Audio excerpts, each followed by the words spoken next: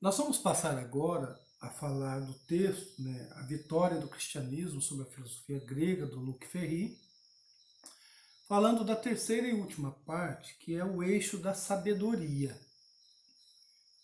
A sabedoria, ela é, como eu disse anteriormente, ela é a parte da filosofia que nos ajuda na salvação de nós mesmos, né? Então é a salvação do homem por sua própria conta, por sua própria razão, segundo a definição do Luc Ferry. E aqui propriamente no texto em que ele fala do cristianismo, a sabedoria é o seguinte: uma doutrina da salvação pelo amor que nos promete, enfim, a imortalidade pessoal. Isso aqui é extremamente importante. Ele está caminhando aqui para dizer como é que nós vamos nos consolar do medo de morrer. Só que o cristianismo traz algo mais. O cristianismo não apenas traz o consolo do medo de morrer, mas ele traz também uma promessa de vitória sobre a morte. Essa vitória sobre a morte ocorre com a ressurreição do Cristo. Né? Vocês conhecem a história de Cristo. Né? Ele passou a maior parte da vida dele assim no anonimato, né, no silêncio. E quando ele apareceu na vida pública, ele passou mais ou menos uns 3, 4 anos pregando. E depois ele profetizou a própria morte dele, né, a morte violenta. Né. Ele foi denunciado à autoridade romana e ele teve uma condenação como se fosse inimigo do Estado romano. Então ele teve uma morte que era destinada aos fascínoras, aos grandes bandidos, que é a crucificação. E então ele teve que carregar a sua cruz, né, até o Monte Calvário, e lá foi pregado na cruz e morreu. Né? E dizem, né, que no terceiro dia, ou seja, ele morreu numa sexta-feira, né, às 3 horas da tarde, então ele vai passar toda a sexta-noite, né, e o sábado durante o dia todo, e vai assim ressuscitar na madrugada do sábado para o domingo. Então, ou seja, o Cristo ele vence a morte. Ele não vence a morte espiritualmente, não. Ele vence a morte no seu corpo. O corpo é glorificado na ressurreição. Então, a ressurreição é algo que é destinado à carne e não ao espírito. Isso é importante que se entenda aqui. Tá? A promessa de redenção para o homem, que está contida na ressurreição do Cristo, é a ressurreição da carne. Por quê? Porque não faz sentido falar de ressurreição da alma, porque a alma não morre. Já não morria lá desde os órficos, né, que foram adotados pelo Platão, né, na escola de Pitágoras, depois o Platão adota para dentro de sua filosofia, né, Sócrates. A alma é tida como imortal. E o cristianismo não tem nenhum problema em relação a isso. A alma é também imortal. Então, matando o Cristo, não se matava a alma dele. Então não é a alma que ressuscita. O que ressuscita é o corpo. E o Cristo ressuscitado é promessa de ressurreição para cada ser humano. Né? Uma imortalidade pessoal. Ou seja, todo ser humano é marcado com este selo. As pessoas morrem, são sepultadas, né, como agora na época do coronavírus. Todas as pessoas que morrem serão, mesmo que sejam cremadas, mesmo que a igreja não aceita muita cremação, mas mesmo que elas sejam cremadas, elas são colocadas num cemitério, num campo santo, e um dia, no dia do juízo final, todas vão ressuscitar. Ou seja, cada alma vai ter de volta o seu corpo. Né? Não é como acreditavam os gregos, né, na reencarnação. O cristianismo não acredita em reencarnação. A alma de uma pessoa, ela volta para Deus, lá para o reino de Deus, né, e lá ela fica aguardando o dia da ressurreição. A alma não é transferível para outro corpo. Não, de jeito nenhum. A alma, ela espera, aguarda o corpo, aquele que era o seu, né, que depois vai ser glorificado. É um corpo que não vai ter mais dor, não vai ter mais fome, enfim, que é o corpo do Cristo ressuscitado. Então, é uma doutrina da salvação pelo amor que nos promete, enfim, a imortalidade pessoal. Por que amor aqui? Porque esse ato de Cristo morrer na cruz é um ato que depois será criticado em Nietzsche, né? Mas é um ato de perdão da humanidade, perdão de um pecado que foi feito lá atrás por Adão. É um Cristo que vem e morre no lugar dos homens, derrama o seu sangue e redime os homens. Isso é o amor de Deus, né, pela humanidade. Tá certo? Então, aqui na sabedoria, a centralidade da questão da caridade, do amor. Né? Então, são 3 traços aqui. O primeiro deles é assim: se o Logos, o divino, se encarna numa pessoa, a do Cristo, a providência muda de sentido. Ela vai mudar de sentido. Essa providência agora, ela tem um outro aspecto, né? Ela deixa de ser, como era para os estoicos, um destino anônimo e cego, para se tornar uma atenção pessoal e benigna, comparável a de um pai para com os seus filhos. Então agora, a ideia que se tem de Deus é de um Deus Pai, né, que protege os seus filhos. Um Deus que ama. E o exemplo maior desse amor, a prova maior desse amor é o Cristo, filho dele, ele, encarnado num homem, que se oferece em sacrifício para os outros. Então, esse é o primeiro traço aqui. Então, um pai que amoroso para com seus filhos. Isso é discutível, né?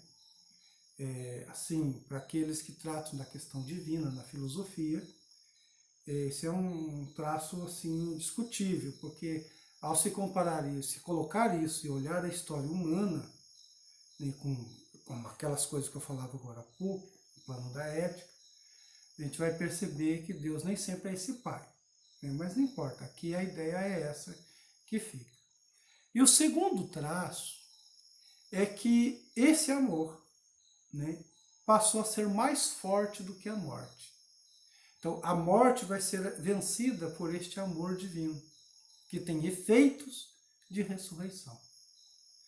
E aqui, para a gente entender bem que tipo de amor é esse, o Luc Ferry discrimina 3 tipos de amor.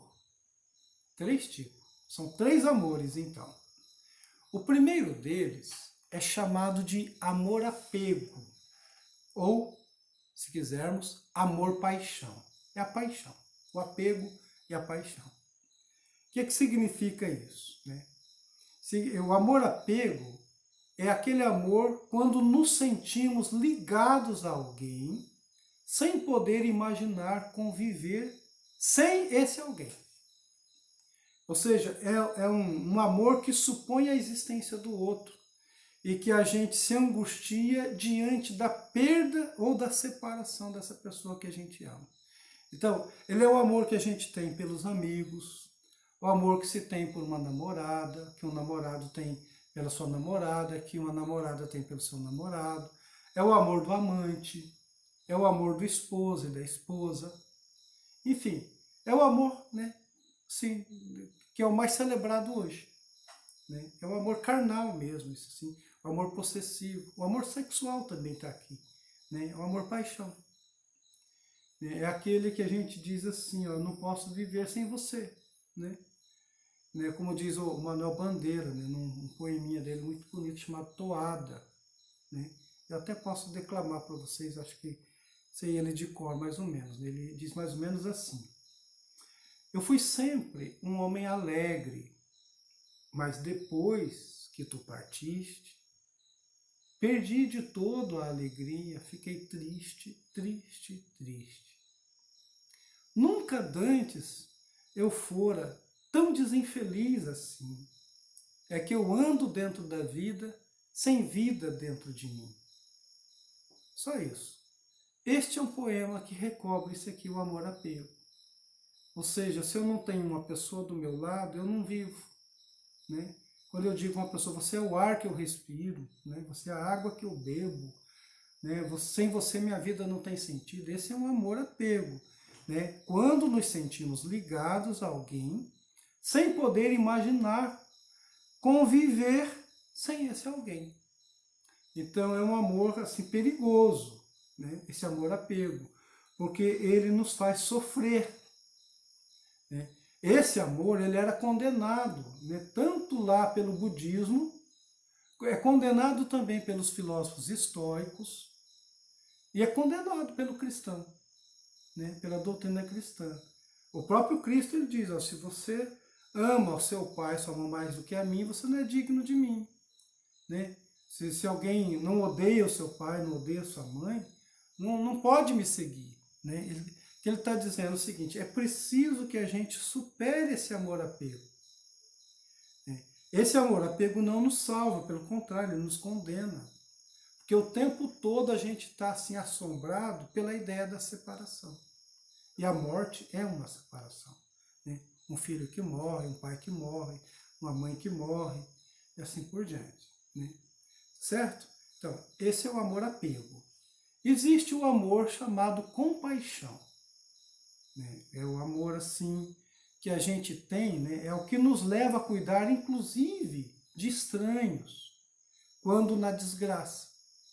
Então, é aquele amor que a gente faz em épocas de campanha, em épocas de calamidade pública, que a gente faz doações e a gente nem sabe se a pessoa, a gente não conhece ninguém, né, que vai usufruir daquilo. Né?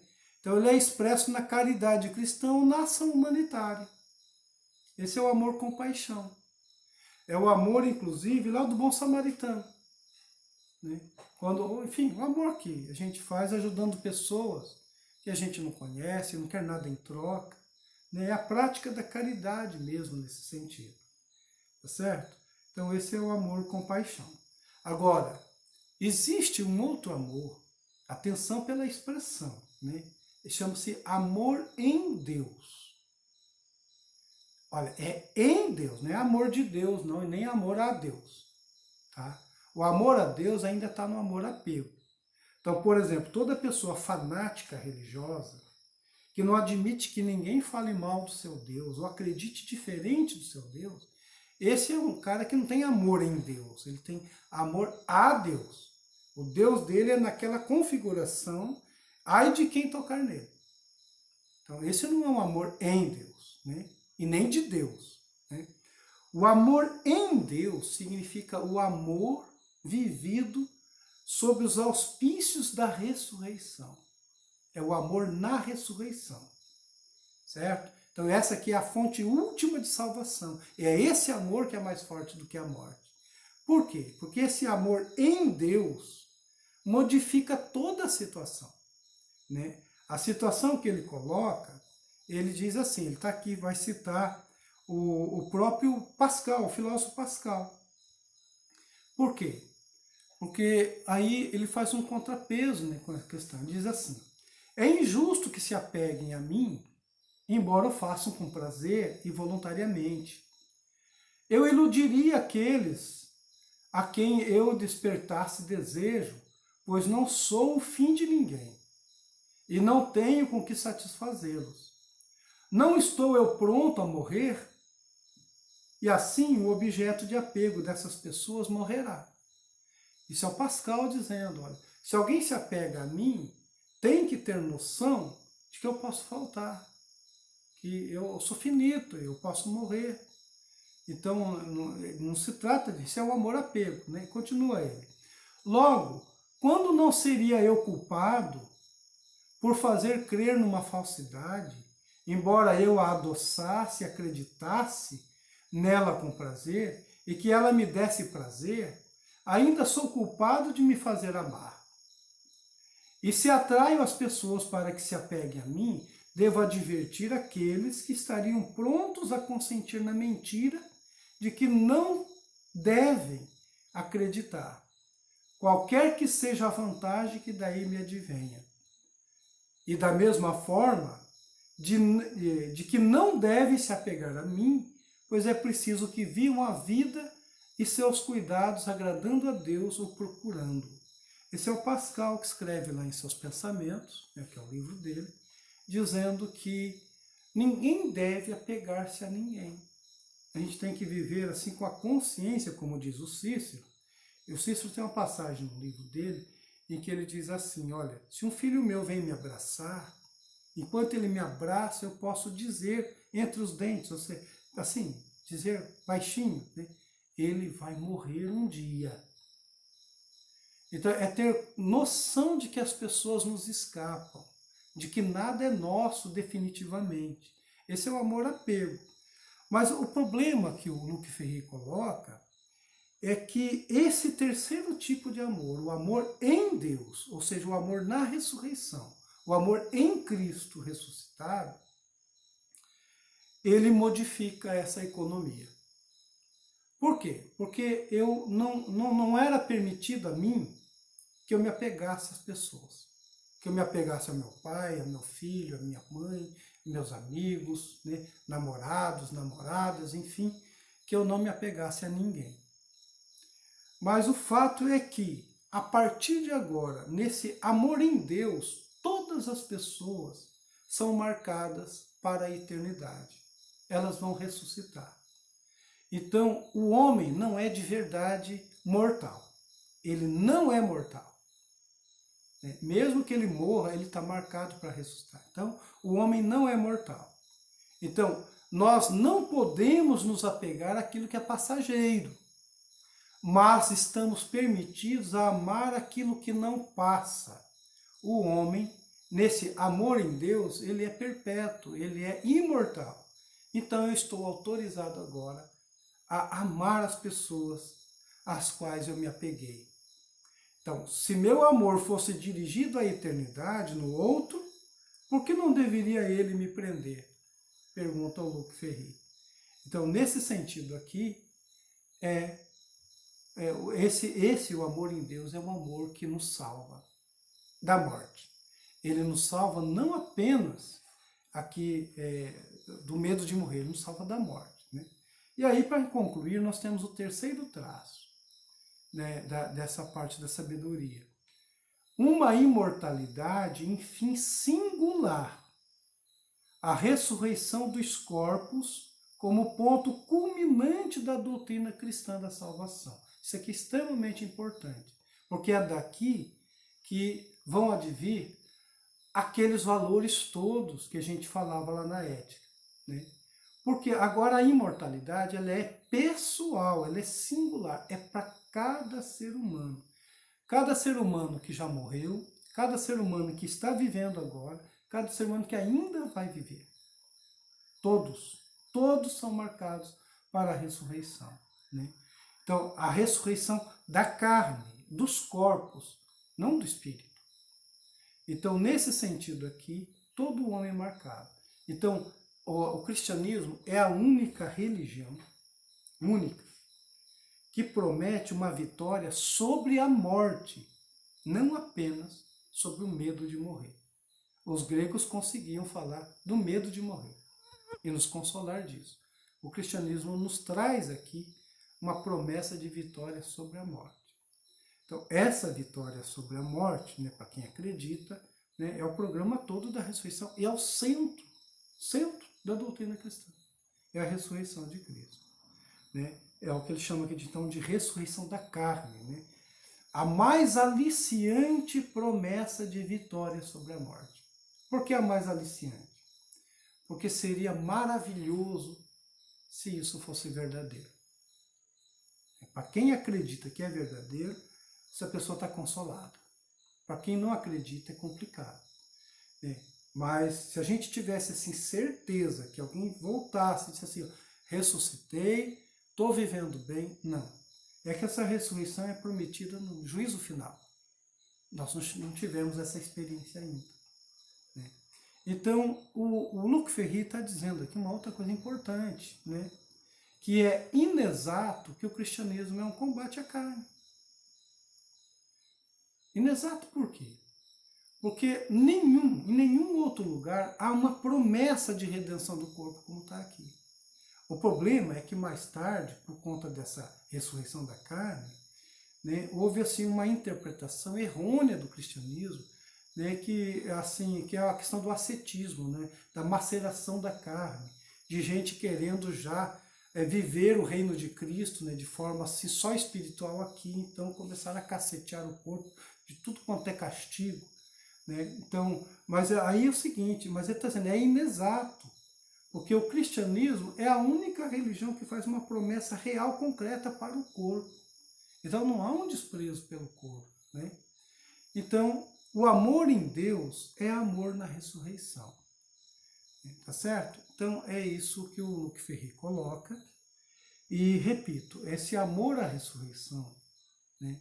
Esse corpo ressuscitado, marcado pela... esse corpo, ele é absolutamente digno, né? É a sacralidade da vida. É um corpo inviolável, não pode ser violado. Daí que toda ameaça, toda violência praticada a um corpo de uma pessoa, ele é assim, é um sacrilégio, né? É um crime contra a humanidade inteira, porque o Cristo reúne no corpo dele a humanidade inteira. Então, a partir de agora, qualquer ser humano também tem em si a humanidade inteira, inteira. Então, a gente não pode, assim, entrar numa lógica, numa ética, assim, utilitarista, que diz aqui, olha, a morte de uma pessoa é nada, né? Agora, 5.000, né, é muita coisa, né? Vamos sacrificar o menor grupo. Não. Né? É aquela história que o Cristo coloca lá no Evangelho, né, do bom pastor. Né? Ele tem 100 ovelhas. No final, na boca da noite, ele recolheu todas, contou, só tinha 99. Ele vai atrás de uma só. E fica extremamente feliz por ter encontrado uma. Por quê? Porque uma ovelha equivale a todo o restante do rebanho. E essa ideia do cristianismo, assim, que é linda em si, que é abrangente em si, né, também funciona aqui. Então, assim, a gente pregar a pena de morte para um bandido. Não, aquela lá é uma ovelha que se desgarrou. Né? Embora o que ela tenha feito seja pecado, seja uma coisa que não dá para a gente assim, dar respaldo, mas a pessoa, ela é digna porque Cristo a fez digna. E não é mérito nosso, não é virtude nossa essa dignidade. Essa marca, essa ressurreição aqui. É Cristo que fez de uma vez por todas, mesmo que a vida da gente não corresponda. Daí que não corresponda a isso. Daí que a gente não pode, de forma alguma, retalhar o inimigo. Né? Por exemplo, desejar mal a alguém. Ou então pagar com mal com outro mal, enfim. O cristianismo rechaça toda essa ideia, ele não dá suporte para esse tipo de ideia. Embora que na história, vocês vão ver depois, né, na doutrina o cristianismo é tudo isso de bom. Mas na história e na prática, como qualquer outro projeto político, o cristianismo deixou também a desejar. Né? As pessoas se perderam, mataram, condenaram, né? Ou seja, fizeram coisas que certamente Cristo não autorizaria ninguém a fazer. Certo? Um beijo grande para todos.